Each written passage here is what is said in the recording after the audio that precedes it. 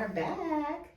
We're back with a special guest today. His name is Mike Bustamante, and we're high school friends. So introduce yourself. Tell us about yourself a little. My name is Mike. I'm born and raised in Florida, Floridian, 100%.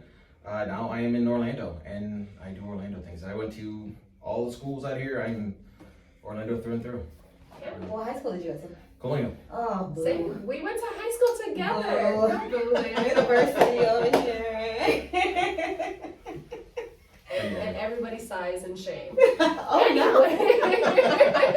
But we're gonna get to it. We're gonna talk today. We're gonna keep it going with mental health. We're gonna talk to him. He's a Marine, a father of two girls, right? Okay. Yeah. Wow. So let's get to it, right? Yes. Okay. I want to ask you, what role do you think your childhood played in your mental health? Did it help or not, or whatever? Yeah, I'll be honest with you, that's a tough one on that one. It was kind of like my childhood. I love my parents, love all my friends' parents because they raised me too. But I didn't really start thinking responsibly and importantly and everything else till my obvious inception into the Marine Corps. You know what I mean? That was my big thing. Mm-hmm. When I was a child, it was just you know how Spanish boys are. I was about to ask. They I'll be that guy to break. I'm gonna break it. You know what I mean? It's the truth. Spanish boys tend to get treated a little bit differently, and I will call that out. Anybody who wants to say anything else is lying. Well, you're coddled. No, you absolutely are. You know, You weren't raised as I'll admit it. We do have our differences, and we do have things that we gotta look, women tend to do different things than men. It is what it is. You know, growing up as a kid, it was like that for me. You know. But I didn't really start paying attention to mental health and things of that nature because it didn't straight affect me directly off the bat as a child. It wasn't until I got a little bit older, which I still consider myself a child now. I'm 38. You know, truth be told. But I mean, realistically speaking, even in my up to my mid-20s, I was thinking the same thing too. Right. You know, I still thought with a young guy mentality, but I held a gun. You know what I mean? Yeah. Big But difference. it held you back from really being mentally prepared for adulthood. In a sense, yes. But then I think, and look, I'm not. I have to say, in a sense, yes. But then in a sense, I think it was kind of important because that lack of understanding the severity of things. You know, because mental health, that matters. You know what I mean? When you start to understand and swallow the severity of a situation, that's when the damage or the effect starts to really affect you. Yeah. When I was junior in the Marine Corps, I didn't feel that. I got experiences, it's true, you know? Some of those experiences, and even to this day, I can look back to those experiences and it's you should be thinking a lot differently because that's the kind of thought that you see on TV. That's what makes sense. And it's when those situations happened in my life, once again, I was infantry. That was my job. I was an 0341, I was a mortarman. We did infantry things. I can tell you right now, when you saw the stuff on TV kicking down doors, for all my buddies out there too, they'll say the same things too. They're gonna watch this and they'll say the same things too. I'm confident on this. I'm telling you, that's what I'm saying. Just kicking down doors, doing that kind of thing. I did that as well. I look back on those situations and I think because of that, maybe it was destiny or something. Maybe it was fate or something. I don't know. Whatever it was, it worked for me. But I think it's because of that, it helped me get through those kinds of things because it didn't hit me till much, much later. You know. What? So just a little bit of background. You went to high school, Colonial. After high school, did you go straight? Directly in. Okay. Yeah, when I was in high school, I mean, if you don't know me when I was in elementary school, you don't know, I'm yeah, he wants to join the Marine Corps. Not Marine Corps, but he wants to join the infantry, military. Yeah. And I had a good, I knew that about I had a good, GPA. I was a good kid, but I knew when I was young, if I didn't join to go to war, and at the time, war didn't even exist at the time. We were junior, middle school and elementary school, that didn't exist. I just knew I wanted to fight. Yeah. Whatever, I'll fight for my country. That's in a sense, you know what I mean? Put me in the right direction and just, I'm not stopping. You know what I mean? That kind of stuff. You know what I mean? If the country told me to do it, I did, and I followed suit. You know what I mean? That's what I wanted. And it wasn't until I got older, because at first it was going to be Air Force. I didn't know any better. I had a godfather that was in the Air Force. And then I was going to join the Air Force. Yeah, after that, I wanted to join the Army.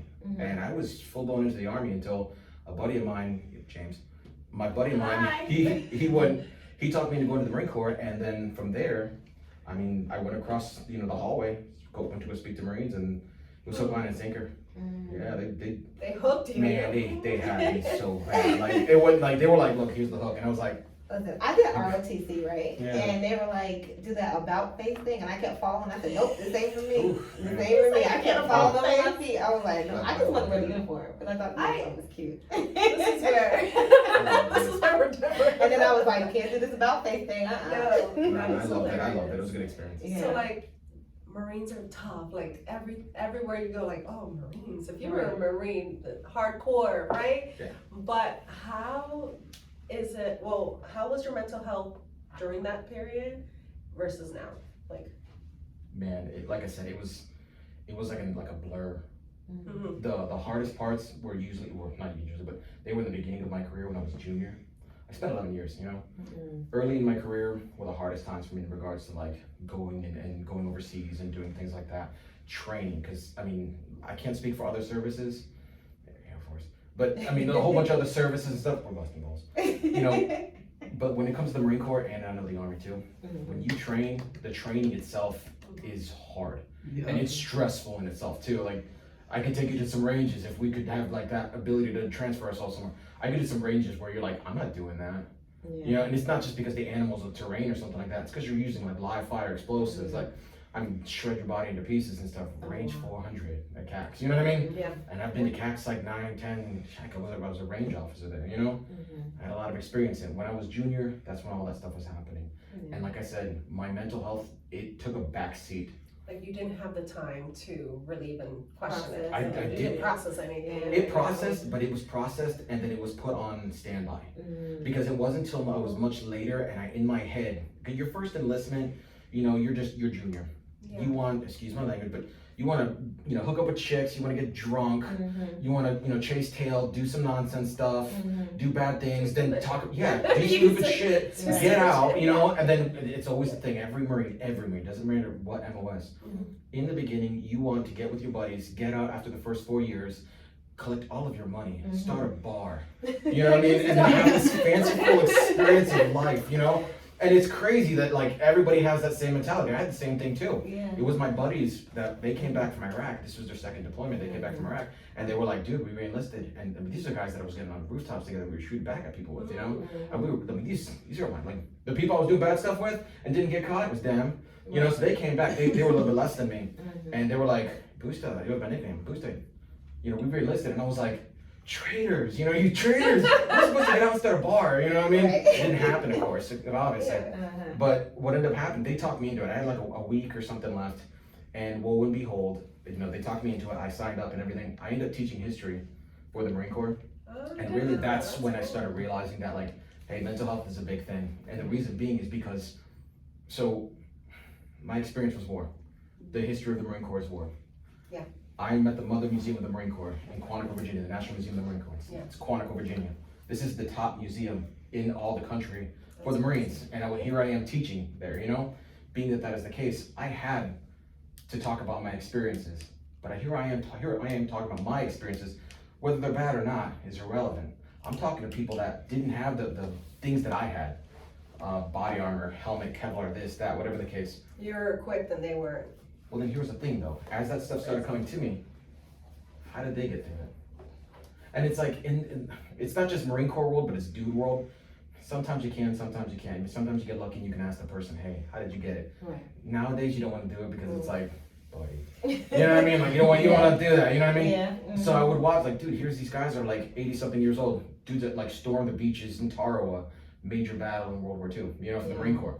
These guys that were, Army guys that were at Normandy, you know, Omaha Beach. These are, these are like epic level guys, you know what I mean? And they're just talking like it's nothing, and then they come up to you, they want to talk to you because you're a war fighter too, and you're in that same realm as them. You know what I mean?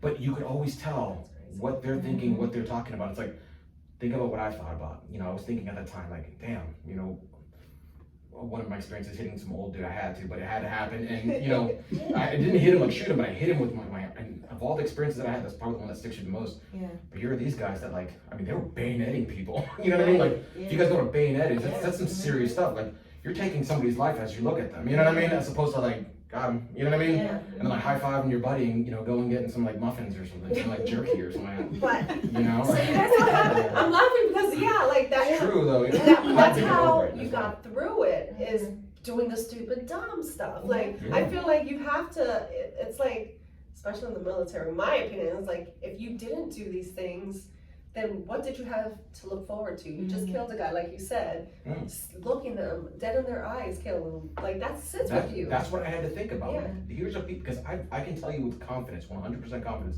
I have met other human beings. I myself have yet to. I can state that my experiences and my actions have caused the result of people to lose their lives. I can state that with pure 100% confidence. And I can look at the camera and I can say that too. Being that that is the case, all right? Being that that is the case, here I am teaching history to humans who have done that on a grand scale with less things that I have had. You know what I mean? I had protections, I had body armor, I had this. So, what does a logical person think? How did he get through it? Because no matter what, whether it's with righteous intention or not, you still have something in there. You know, how did they do that? And at that time, and it's ridiculous, it's kind of a side note, but at that time when I was in the Marine Corps, and my buddies can attest to this too, you know when you go there, like, when you meet the person that you fall in love with and like it's your first one, and boy, that one hits. You know what I mean? That one's hard. I'm going through that same thing too. That same exact thing too. You know, like, here I am dealing, and I don't tell, like, my friends, I don't tell them that kind of stuff. We kind of like go through whatever the case may be, but the museum helped me out in a sense because I learned these things. One, through the museum, through these like 80-year-old guys, they'd come in and they want to sit back and they want to just drink with us. They want to talk nonsense with us, talk stories about this and all this kind of stuff. And one thing I learned out of all of them, the people that got through it the most, because there's some people that didn't, and you can tell, you can obviously tell. You're alive, but you didn't get through it. Exactly, in a sense, you know? You can always tell that there's some type of like fracture or something like that there. The one thing that pushed them through is adversity. I know that sounds ridiculous and it sounds dumb, and I'm not trying to be motivated by no means. I'm not, seriously not. Legit, because I know some of my buddies will look at this. We're like, listen. Some of my buddies will look at this and they'll be like, "So I'm busting money." I'm telling you, legit. Adversity is what pushed these guys through, and it's like they won't tell you this because it's one of those things you have to learn on your own. It's kind of like if I were to tell you how to do something, then you know how to do it. It's easy for you to get it done later, of course, but you didn't learn anything. No, I learned that that's how they pushed through it, and I just mimicked it myself too. I kept myself busy, I kept myself doing something, and I saw how these guys got through it, they pushed through it. It was amazing, and it worked for me. Their adversity was being able to like talk about it and push it out. And that was the perfect spot for it. Like, like, it's so funny because I have to interrupt because I feel like that we're very similar in how we get over things or how we deal with our drama, our trauma. You said that and I'm like, because we that's what I was thinking. We keep going and we keep fighting, and there's gonna be like, because we don't have the pause, we have more to work for. Even when he said the thing about I process it, but I put it in the back burner. I do that, and it's still all sitting the there. time. It's still sitting there. I'm processing it, but see, I'll get to it when I can. So like, that's how it was for me. It's something that you think we're very different, right? Like, or even a male and a female, but like we do process things very similar, and it's okay. How do you think, because I feel like the man, like there's a stigma with even talking about, like some people will be like, listen, Gusta, what the hell? What, on a girls podcast, you know what I mean? And talking about mental health, like I'm sorry, but it's true.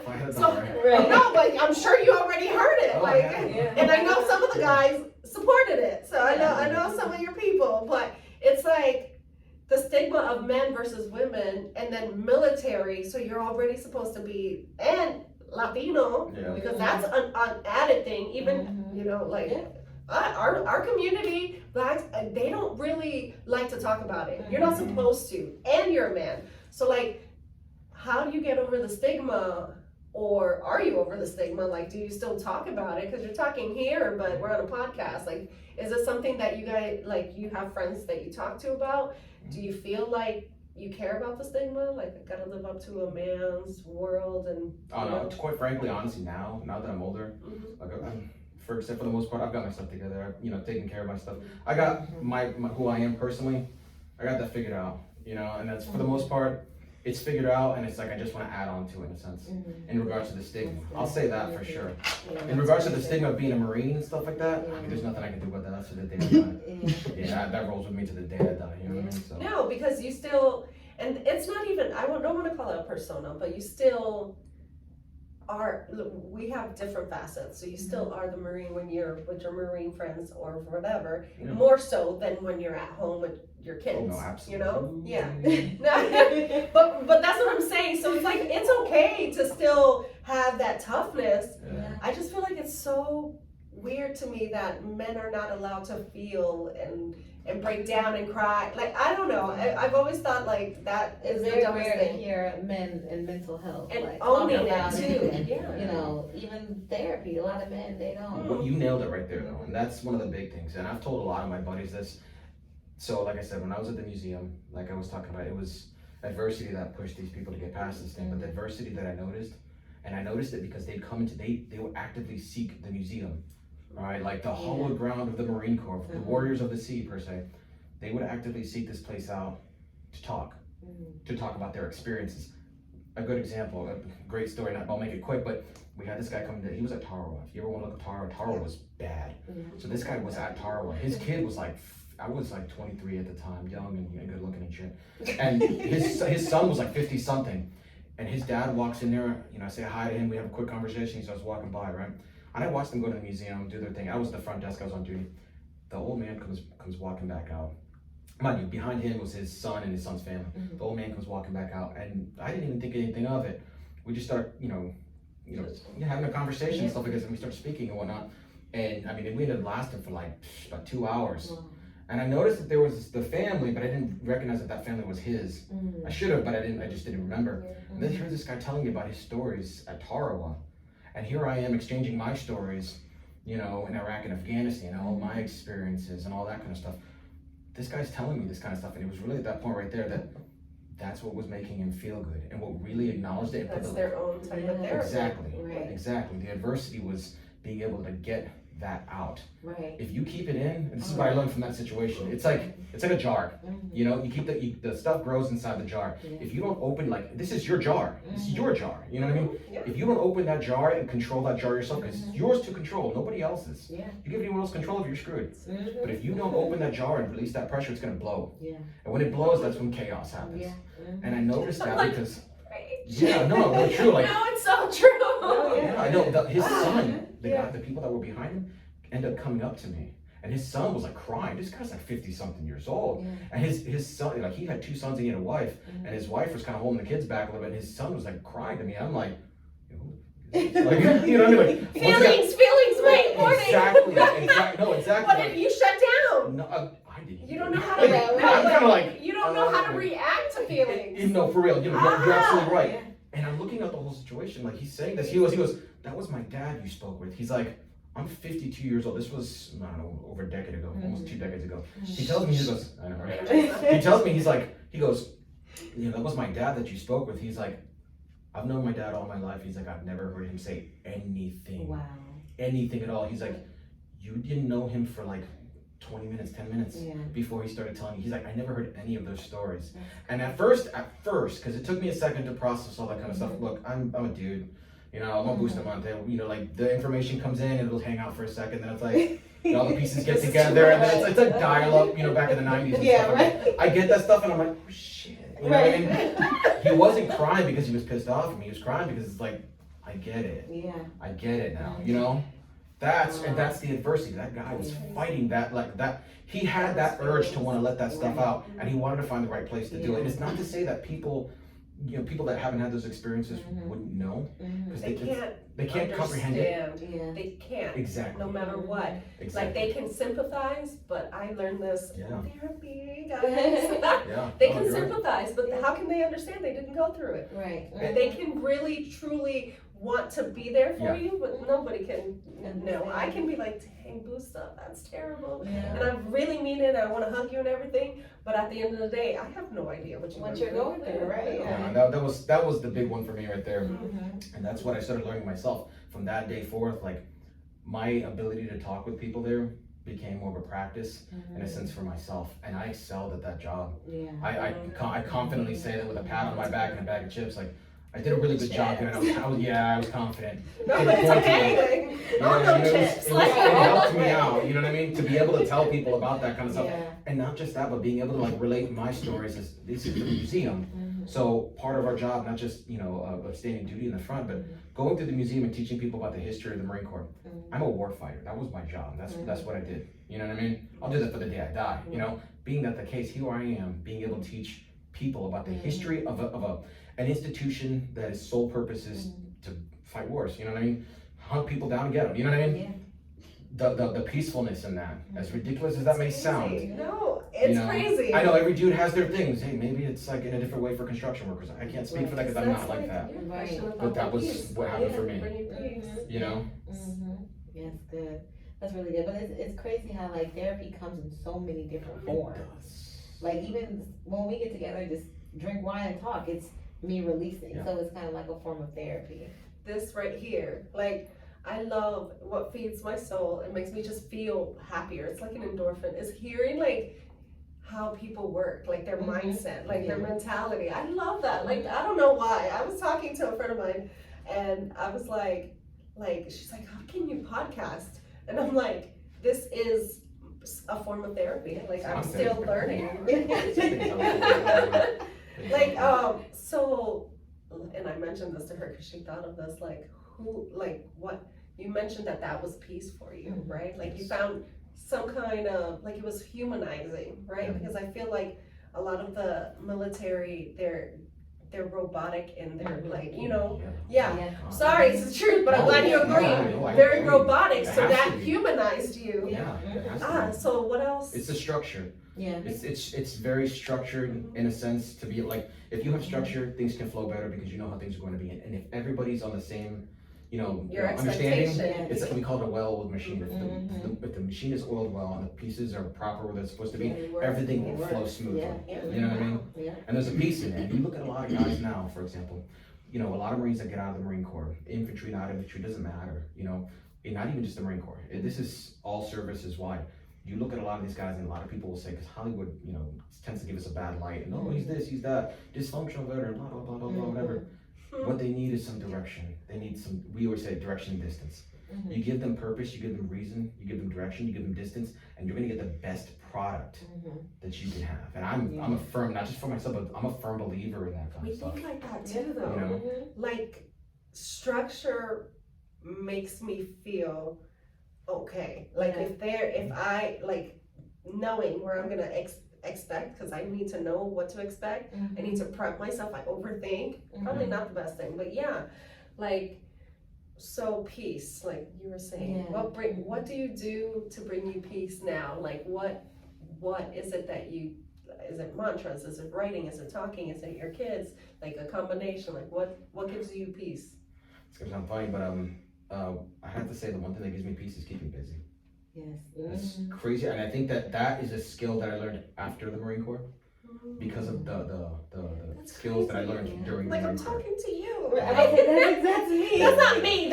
I mean, I keep myself busy, but that doesn't give me peace. Yeah. But that's so you. On my worst days, I have to I find things I just to keep my mind not to think about everything falling apart. And I have to think.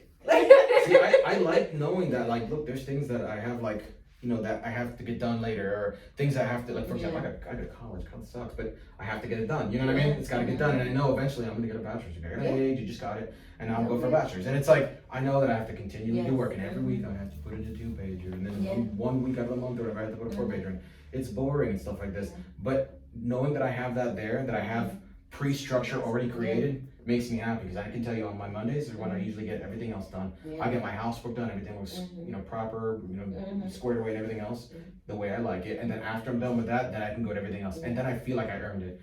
There was that's me. There was a Navy SEAL that made a really good speech, and it really stuck with me when I was young in the Marine Corps. And he basically said, and I'm not gonna, state for what he said, because I'm not him, by no means, and I'm probably gonna under the quote. If I did, I'm sorry. But he made a really good point. He said one of the best things you can do when you wake up in the morning is make your bed, as simple as it is. Let me tell you something. You walk into my house, Mike Bustamani's house, the bed's always made. You know what I mean? Because it's the first thing that keeps you on that direction and on that distance. Because if you can do that, you can do everything else. You can do this, you can do that, you can do here, you can do there. I used to tell my mom, why are you making your bed? You're getting back in there tonight. Till this day, every morning. And I need to her bed is made. I'm the same way. Today has been a day. Like, like, and it's chaotic. My whole day has been chaotic. I didn't make my bed today, but I normally do. Like I do, like my house, and it's not to say anything like, oh, but it has to be like, you come to my house, right? Like everything, I can tell if something's hanging funny off the corner of my eye, like I can tell. But you know what it is? That brings me, my life was chaotic when I was little. That, you know, it brings me peace. Like it makes me feel okay. Yeah, it's like you did something, you know what I mean? And you're happy about it. It's like you want to maintain that continuous like happy feeling in a sense, you know what I mean? Because there'll become that one time, because you're not focusing on when someone comes over, you're thinking that if someone comes over. Right. And when that if does happen and that person happens to walk into your house, they're gonna be like, hey, get my house. You know what I mean? And you're like, I know, but in your head you're like, but it's, you know what I mean? Like, you're content about it. Yeah, you know what I mean? You're not thinking about when it happened, like that happens, that's gonna happen that day, but you're thinking later on in the future. And it's that structure and that thought. I mean, that to me nowadays makes me happy. But the military didn't make you like that.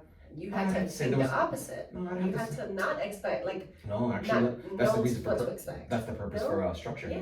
That's the purpose for structure, because if you have structure already set in there, you're expecting something to happen. You always expect, you know, the worst of situations. Right. You know what I mean? For example, you get up in the morning, if your bed's already made, God forbid something happens. You know what I mean? If your bed's already, in a sense of your bed already made, most people will think your bed's already made, you know, fold that, blah, whatever. Not exactly in the Marine Corps. Your bed's already made, it's in the Marine Corps, depends on where you're at, of course. You could be in boot camp, your bed's already made, your gun's right over here, it's slinged like this, it's on number 0, you've got this, your locks on your foot locker's over here, your foot locker's center in the center, you know what I mean? Like all these different things like this. That structure right there, as ridiculous, as tedious, annoying as it is, I'm getting that betters you. You know what I mean? Because God forbid something happens, your drill instructor walks in and starts causing chaos and calamity, right? If he starts doing that, he's like, I want this. You know exactly where your stuff is at. You know exactly how to get there fast. Why? Because that structure right there that was built into you. You know? You're ready. She likes that. Oh, I'm unstructured, but I know, I but can't like do it. it's an acquired skill. It's like drinking your beer your first time. She is, and she's not, because it depends. Like she is very, so like she's a health coach. She is very structured in that way. She needs to know things in advance. She just, her schedule. Mine, I don't need my schedule to be structured so much. It's everything else. Like my car has a little bit of a mess because I brought things over here. That's killing me. like that, it hurts my core. And that's but it's a mental health thing. You know why? Because you don't feel like you, unless whatever it is. If she likes a messy bed, she doesn't feel like her. And it changes the way you feel about yourself. You feel better about your day and about yourself because you made your bed. When I clean my house, I get upset because I move things and I don't know where it's at. I'm like, see, it should have just been messy because now I can't find nothing. But then your whole mood changes. You have mood swings. You're mad. You're cranky. I'm like, I should never clean this. Now where did it go? So, how does being a dad make you want to stay on top of being mentally there, like being present, being like? How did that change become? First, how old are your kids? Yeah, I have 8 and 5. Oh, 8 5-year-old. Little girls. Yeah, so you're not really dealing with the hormones, the teenage. It's your mental health. I'll ask you this in 10 years. Are you ready for that? My mental health. Listen, I didn't have girls, and the Lord blessed me. I gotta say, like my youngest, not so much. My oldest, she's at that age where she like tries to test me and stuff like this, and not test me in a bad way, but test me in like, I'll say certain things, and she'll like, but Daddy, you said this, and it's like, how did you remember that? But I think to really answer that question, I would have to say, when they see that you're doing good, it's not, that you're happy with it, but you know that you're doing good. You know what I mean? And there's a level of confidence in there that you can get away with a lot of things. Like when your kids know that, like, hey, I can ask Dad because Dad's squared away. You know what I mean? Like, I mean, there was a couple days back, like 2 weekends ago, I was giving my daughters like really junior, like, basic gun things kind of thing. My background is guns. It's a safety situation. My parents were there too. Like the safety situation, they were using any real firearms and nothing like this, but like they were understanding the basics and the safeties and treat, never keep, and all that kind of stuff. The safety rules for firearms and stuff like this. And my daughters were like, if you have them in your house, and it's like my daughters know. I can say this confidently. My daughters know if some situation like that would ever happen because of that kind of stuff, that's gonna benefit them. And I know it because I've tested them. You know, I've put things around the house. For example, I always say trigger discipline goes with you everywhere. Even Emily's their names. I go, hey, trigger discipline goes with you everywhere. That was part of the class. And you know, their brains are sponges. So like I'll have like a spray bottle. You know when you ever pick up a spray bottle, you'll notice this, and now from now on, I guarantee. I promise you'll notice. Like, You'll you see, sworn I into promise you, go to it. them. People will say that, and you're like, you know, you'll see people pick something up, and it's like you can tell he's military or law enforcement because he picks something up and his fingers straight Like, up the trigger. like it's, You know, and my daughters, when they see that, it's the first thing they're doing. That's And crazy. I'm side-eyeing it, I notice it Look at because her, I she's want them to a see if they're ranger. noticing it. You know what I mean? Yeah. I want to see if they notice that kind of stuff too. You know, but I don't want to acknowledge that they're noticing it. Yeah. Because that's where the message goes. Or as an instructor or as a teacher, because I spent a lot of my time in the Marine Corps instructing and teaching for the Marine Corps, not just teaching history. As an instructor and teacher, you want to know that those people, or the people that you're instructing or teaching, in this situation, my daughters, you want to know that they have that knowledge there. And if that knowledge there is being able to be seen confidently by other people, you did your job. Yeah. You know what I mean? That's good. Okay, so teaching them, like, almost like being prepared, you being That makes prepared, me you happy, being, yeah. you That being puts me at peace. mental, okay. Yeah, that absolutely puts me at peace because, like I said, I have 100% confidence that, like, my daughters know if something were to happen, you know, my skills, my ability, the things I did in my life, my prior life, they can trust that. You know what I mean? Yeah. This is not part of the question, but it made me think. What's your opinion of the open carry that they're passing? No, I'm all for it, You think it's absolutely. gonna be good? Oh, absolutely. No, I totally 100% for it. You know, given that people are smart enough to do it, but who are we to state that, hey, you're not and you are? You know what I mean? Right. That'd be like Minority Report per se. You know what I mean? Okay. Yeah. You know, like, look, if you guys want to carry it out, by all means, if we live in a country that can do it. Yeah. I would say this: seek out the knowledge, because not to sidetrack, but people will get a firearm and they'll say, "Oh, I've got this gun," and you know they're amazed by it, and they're this and they're that because they have yet to see the aspect of this. Yeah. You're basically dealing with, you know, what is it, a life support system. A life support system for yourself is no different than a parachute. You jump out of it with an airplane with a parachute, you're hoping that parachute freaking works, but you're putting yourself in a bad situation. Firearm is a different story. The bad situation comes to you. You know what I mean? Seek the knowledge and it will help you out. is what I'm Yeah, trying to say. most of that I agree with, but yes. I don't know, do you wanna ask, no, there's one more? Is there one more question? Feel free. Ask how many more you By all want, means. yeah. Let me read the notebook. So what advice would you give someone who is thinking about joining the military branch, that would help with their mental health? Oh. Mm. Oh, That's a that's a deep good one. one. Yeah, That's a give me my Gotta bag patch chips. her. You know, honestly, I have to say that's based on like their current situation. Yeah. I mean, because look, I've seen people join the military and completely dig their lives up. Yeah. I mean, like They just max don't care. out the Yeah. potato level. Like, Yeah. Potato, I love your potato. like you will never even understand. It's like, how did you were such a good human? You know what I mean? Yeah. And now you suck. You know? No, I'm serious, and I say that confidently. Like, But no. then it's to tell you what goes on in their head that made It'd be that change be so drastic, Yeah, right? I'd have to say that it depends on that person in the beginning before they join. Because the military, not just the Marine Corps, but the military in general, it can make you such a better person because of those disciplines and stuff like this. I tell my daughters all the time, that discipline is what differentiates someone from another. You know, Yeah. people, for example, you guys were making fun of me because they said, "Oh man, this, that, whatever the case."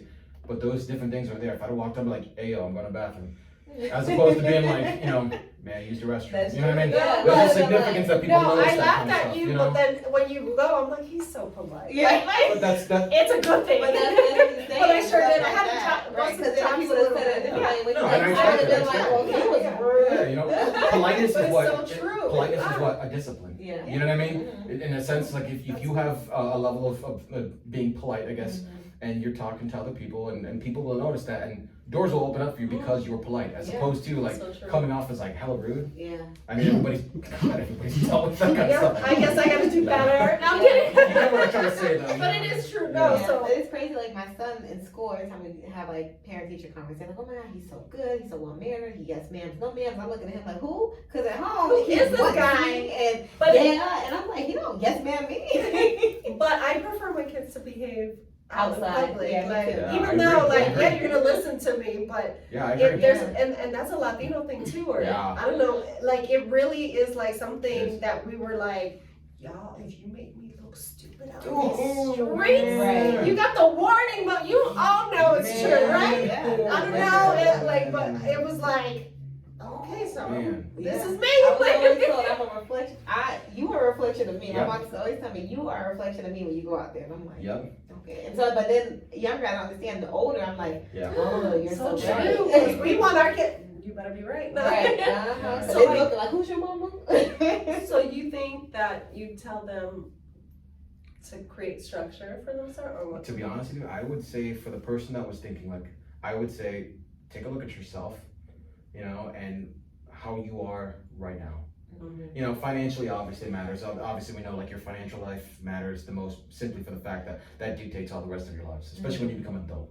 Yeah. That being said, if Choices change. look, if your financial life, is a certain of a burden or whatever the case, and if that's the only thing that bothers you, given the severity of it, then go absolutely join, you know what I mean? Yeah. Depending on the age that you are. The reason I say this is this: sometimes some people can do it for college. I'm going to college right now, Yeah. and Uncle Sam, or shall I say Uncle Sugar, he's paying for it now. You know what I mean? And he's paying me to go to school. Daddy Yeah, Sugar. yeah. What is it? Papa. Yeah, no, some shit like that. Yeah, you know what I mean? Like he's paying for it. He's like, hey, Mike, go to school. Here's $500. You know what I mean? Like, so it's cool. It's an extra check. So it's like that. Essentially, But yeah. even with that being said, let's say you don't want to go for college. Let's say you want to have experience, because being a well-traveled human being Yes. is like a delicacy nowadays. Yes.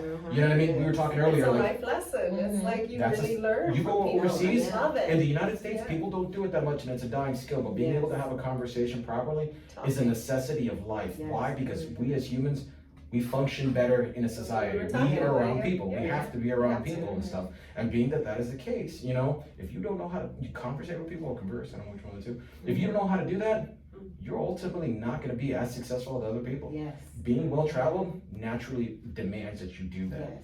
Yes.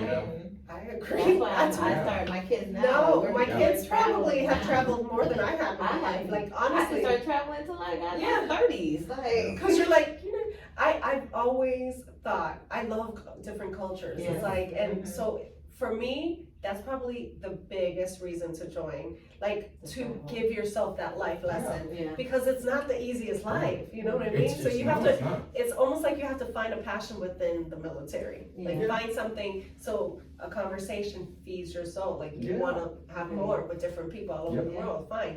You have a passion for guns, I feel like you enjoy that, I feel like, Mhm. yeah. I agree. So it's like you have that purpose within that, so it, yeah. And that's the thing, when it comes down to it, it's like most people think, and I blame Hollywood on this, but most people think it's always just about guns, joining the military. It's like, No, you don't have to just join the military and be about guns. Like, Yeah. that was me, I enjoy that kind of stuff. even when Being young. that is the case, yeah, even when I was young, like, No. there's a I know. lot of other jobs out there that, and this is not to try to sell the Yeah. military by any means, but hey, I'm all for it, I'm all for it. It gives good structure, good Yeah. discipline, good direction, good distance. And Right. these are things that young people, like our society right now, is just Yeah. not leading that direction towards. Let's be Yeah. realistic here, Yeah. If you got something like that, it gives a good platform is what I'm trying to say. Right. So let's say you decide not to do 20 years. I did 11, I was trying to retire. Mhm. At that time they were cutting numbers. It happens, it's no big deal, it's water under the bridge, Mhm. But let's say you decide, I just want to do 4 years, I want to see the world. You only get a chance to go to Okinawa, Japan. Mhm.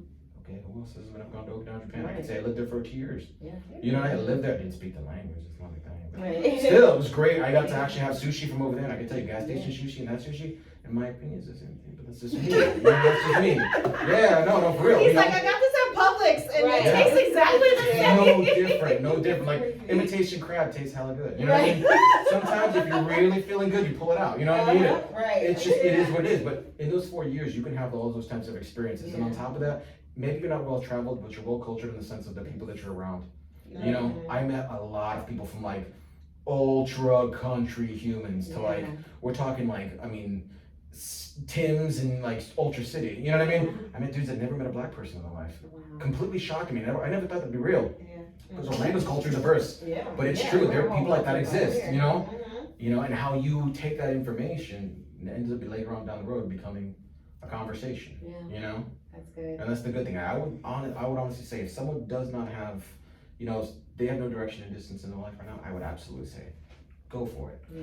Look up one of the branches, talk to one of the recruiters, stay away from the Marines because they'll sneak, they're good. They're really good, they'll get you. Yeah. Get you, man, they'll get you because they got me. And I was like hook, line, and sinker, but I mean, go talk to recruiters, you know, in a sense, talk business and see what you want to go for, Right. you know, see the world a little bit, travel. Yeah.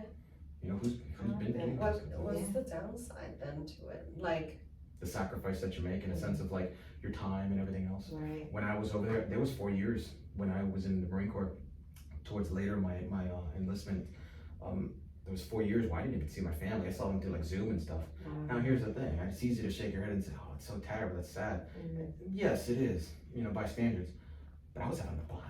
You know what I mean? Like, I was having a good time, but that's the thing. but that's about what it. saved you mentally Exactly. there. Like, you're like, I'm having my fun, Yeah. and so it makes missing people easier if you have Yeah. fun. That's why Let me people tell you. do the things they do, you know? One of the things I had mentioned in one of the comments on YouTube, I had said, one of the things that helped me the most, and this is gonna sound ridiculous, but I'll call it, I'll make fun of myself for it too, but it's the truth.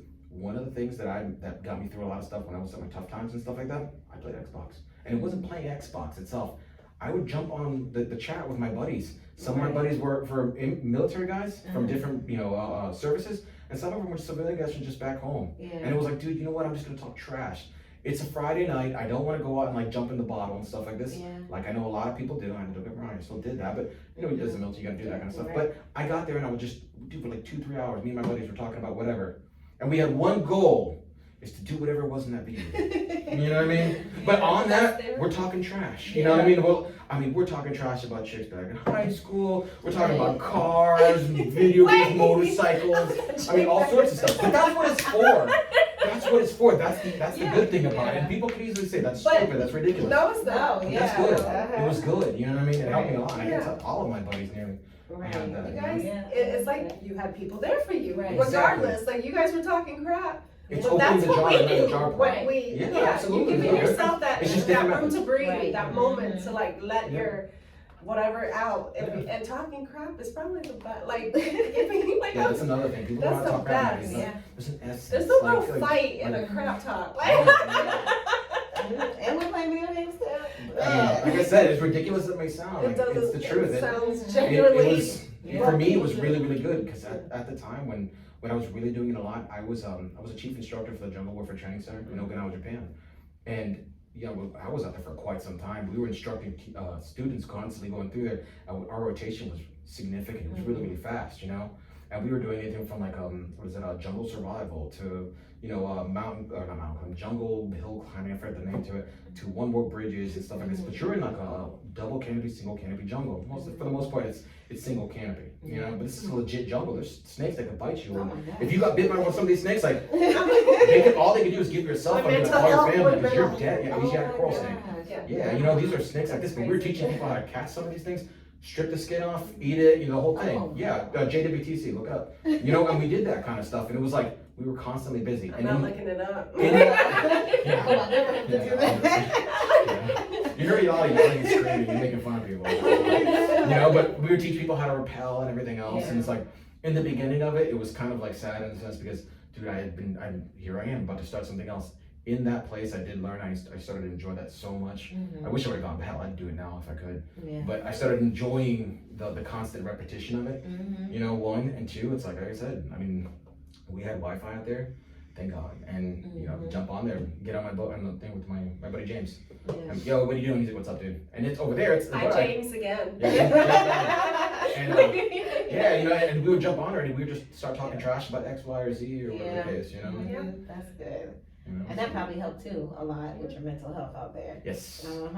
Yes. Talking, I feel like, I think it's no different than us having our No. little wine nights Yeah, or, no, you know, like I it know. really isn't because, Same We outcome. talk. You know, same outcome. That's what yeah, matters. it really is. Yeah. Your friends saved you. Yes. Really?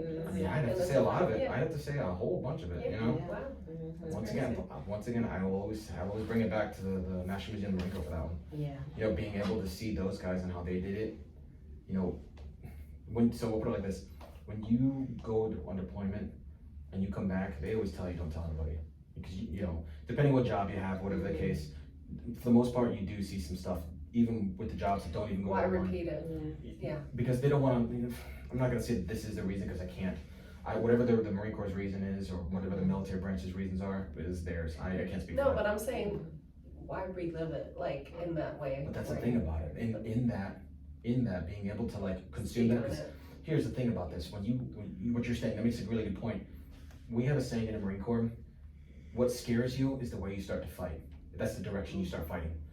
If that is the thing that bothers you, Read, girl. Yeah. If that is the thing that bothers you, that's the thing that's gonna constantly, that becomes your limits. Yeah. That becomes your feel like, Yeah. man, I'm afraid to talk about this. You know, it's like I don't want to relive it, and it's hard. Let me tell you, there's some situations where they bother But the I crap out get of me, that. I get and it's that. hard for me to think about that kind of stuff. But then I have to like, no, Yeah. and I don't obviously physically do it, but in my head I'm doing this like, no, I'm gonna do this, and I have to think it through like, don't be a bitch, Mike. You know what I mean? Like, think it the fuck through. Excuse me. You know, and let me get through this whole thing.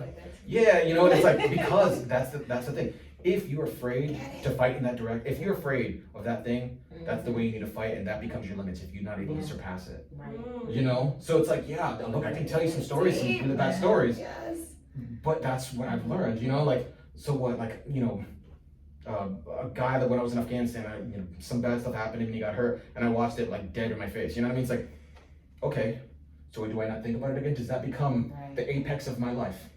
Yeah. Does that? I get that completely. It does not. I get that. Yeah. What becomes the apex of my life is competing and beating that. Over- You know what I mean? overcoming Once I it. pass that, Yeah. and it's not to everyone else to show everybody else. That doesn't matter. Mhm. You know what I mean? What matters is internally to me. Mhm. You know, because once I've surpassed that, once I can confidently take that situation and be like, this is a story. Mhm. You know, this is what happened that day. Right. And I won't do it for here, but once I'm able to do that right there, you know that confidently, you have surpassed that situation, Right. and you can push forth. You know. Beachbody that night that we shared our stories, and I'm okay sharing stories now, but Right. then that was the first time I had like Open. open. But even you, like, we don't open up. So like when you share it, it was almost like, oh, I kicked its ass. Right. Like, oh, I don't even feel the pain that I was feeling before I shared it. It's so weird, You but consumed you're it, you so surpassed it. You know what I mean? Jeez. That's no And I longer the was direction that you well, have to I fight. keep Exactly. reliving it, but I do that now. You know? I share Yeah. stuff.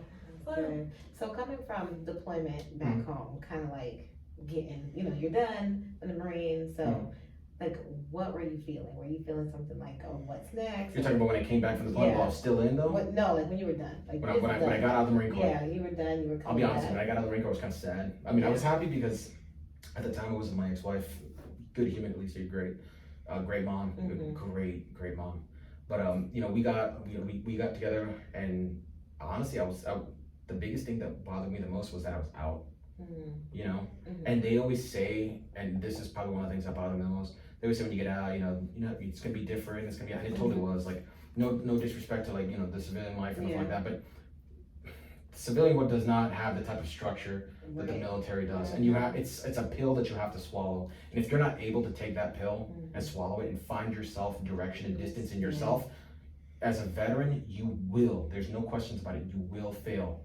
Veterans need direction and distance, and I was able to find that. Thank you to my job, Vista. They helped me out a lot with that. Yeah. I mean, I went from like teaching people how to shoot machine guns and drop mortars on a range in Hawaii, which is great, to from that, 3 months later, like not even, it was like 2 months or 3 months later, I was not teaching, but I was doing HOA management for the community support section for HOA management. I was answering phone calls. I was in a suit and tie and shit, and I was answering phone calls, and people were like, "Why am I getting charged this?" And it's like, oh shit, Right. It's like, I mean, but that was one of the things about it. Lives. Yeah. But I wanted that. I wanted to be able to shake the tree in a sense. You know what I mean? My boss at the time, he acknowledged that, and he acknowledged that I wanted. And I'm not gonna lie, I'm proud to say once again I did a really good job of it. Because I mean, I left that job. I started working for my job at the park, and then he wanted me to come back. And now I have a part-time job over there. And I enjoy it. And it's not that I need that part-time job. Quite frankly, I enjoy going to that job just because one, it keeps me busy. My Thursdays and Fridays are taken going over there doing what he needs me to do, and I keep busy on those days. You know what I mean? It's that further structure, I know further hands discipline. thing. In a sense, you know. That's not crazy. But I was upset. I won't lie. To further answer your question, I was upset because I got out and it's like, damn, I didn't want to get out. But I was infantry. They were cutting numbers and so on and so forth. That makes sense. I asked that because I know a lot of people when they get out, it's kind of like a shock to them, and they don't know how to handle that or deal with it or even talk about it. So, and I don't know if that's considered like PTSD and stuff like that, but I know they like go into like treatments and check themselves in the facility sometimes, and they just can't shake. Look, I went through. I had what is it called, a therapy as well too. It wasn't at that moment. I didn't have time. And like, when I got out of the Marine Corps, like, you know, my ex-wife, she got pregnant. We ended up buying a house. I mean, we did like, it was like in the span of 1 year, and like major milestones in 1 year and everything else. You know, I didn't get that until much later. Right. You know, and I won't lie. Like, I'll never, you know, I'll never tell anybody that therapy is not good for you. Yeah. You know, it's anybody who states that kind of stuff, and this is in my opinion. So anybody who states this stuff is full of shit. I think it's really, really important. As I said before, we're human, and humans work best in a society. Yeah. You know what I mean? Having other people be able to assist you, even if they don't know what you went through. Right. Because here I am talking to this guy who's got like a doctorate's degree in something, and so I mean, I could be basket weaving or something. You know, like bubble gum making or something. Like there's something Here's on the this guy, wall. yeah, but you got a doctorate's degree, and here I am, like I'm the kind of guy that has to have a chain with a tire on it. I'm swinging in the backyard. You know what I mean? Like, that's the kind of guy I am. But the stuff that he's saying relates to what I'm doing, you know what I mean, what I'm thinking, you know what I mean? And it helped me out a lot for it, so. Yeah, I feel I'm glad that you said therapy is a good thing, because men don't say that, so. Yeah. Well, I hear it more often now. It's getting more now, I'll say that. I hope so, because I really, I mean. Because I feel like a lot of men don't, and they hold so much in, and it's like, men hold it in way different than I feel like we do. It's part of the man thing. Yeah. And not to like bash on the man thing by no means whatsoever, Right. but Yeah. it is true. It is true. And then, you know, the depression for men looks totally different than depression for women. I have to agree. So it's kind of like we're looking at them like, what's wrong with you? Why are you doing this? Why are you doing this? Now we're nagging you because we don't know that you're going through all this stuff that you're going through. So I'm glad that, you know, men tend to be reclusive in a sense. Yes, they are. So we're just like, oh, he doesn't love me. Right. He's not all over me. And you know, I hate that. Every time I hate that too. That's why I mentioned the woman goes, yeah. Is it me? No, it's not you. This man got all this stuff on her. Yeah, like this man is like pile, and then not releasing it. He's just bam. Right. And then we're like, is it me? Are you cheating? Right.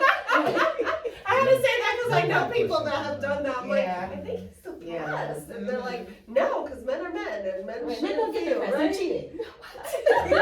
It's true, you know, it totally does happen. It's, Yeah. I, But it's good. I got a lot of buddies of mine that have the same thing too, and they'll Yeah. state the same things too, and I can state that confidently. Yeah. Well, thank you Oh so my much. I God, yeah, feel this like, is so good. right? Like, Yeah, like thank just you, getting thank every perspective. I knew you'd be. I'm over here like, man, I want to write some of the stuff you even said. Like I have it in my mind because that's how I work. Because it's like, I don't know. I knew you'd give all of us, like just a different perspective, and I'm so Hey, glad. thanks for having me out here. Thank I'm you. honored to Appreciate you. it. In fact, you guys wanted to have me out here. It totally caught me off guard. This is really Yeah, good. this And is I learned that awesome. I'm a Marine. You are a Marine. I might be military, but I'm not sure Marine. I thought it was Air Force, but I'm a Marine. And I still think I'm Air Force. No, I'm so glad. But really, it's like, it even made me think of me and how I process things differently, right? Yeah. That's good. Thank you, Mike. Thank you I guys appreciate it. for Thank joining us. Yeah, did you have a quote or no? Oh, I do. See, I wrote this earlier because I was, that's what I do. Like some people, when they have anxiety, freak out, and I have to write. So, so you're told to be strong and courageous without ever being told to be vulnerable and authentic. There's strength and courage in that. So that's my quote. All right, thank you guys. Bye, neighbors and distant I knew she wanted neighbors. to call you guys neighbors. Yeah, distant